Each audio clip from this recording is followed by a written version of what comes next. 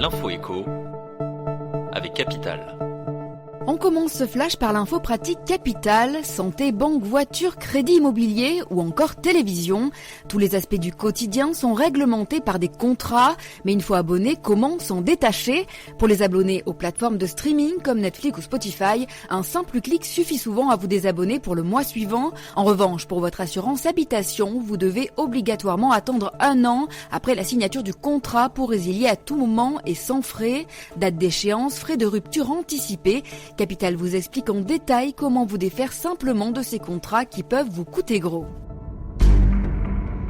On passe au chiffre du jour. 10, c'est le nombre de métiers que nous vous présentons et dans lesquels vous avez le plus de chances de trouver un emploi. En effet, ces professions ont du mal à recruter et font face à une pénurie de candidats, selon une étude de Pôle emploi. Si vous aimez les voitures, sachez que 13 500 électroniciens et mécaniciens de véhicules, ainsi que 4 600 carrossiers automobiles seront recrutés cette année. Les services à la personne sont aussi très demandeurs. Quant aux artisans et ouvriers spécialisés, les entreprises leur tendent les bras. Plus d'infos sur notre site capital.fr.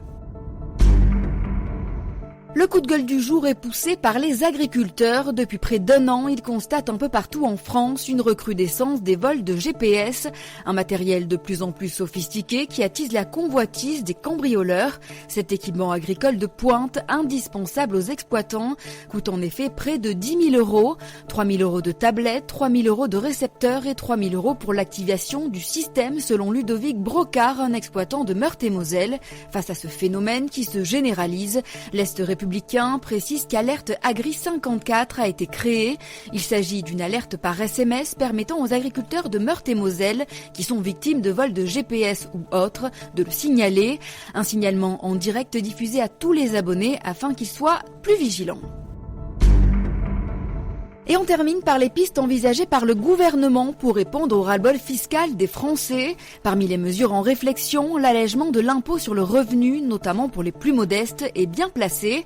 Benjamin Dirks, député LREM, préconise de faire évoluer les premières tranches de l'impôt sur le revenu. L'idée est d'établir une nouvelle première tranche à 10%, a notamment circulé ces dernières semaines. Pour compenser ces éventuelles baisses d'impôts, l'exécutif pourrait raboter, voire supprimer certaines niches fiscales.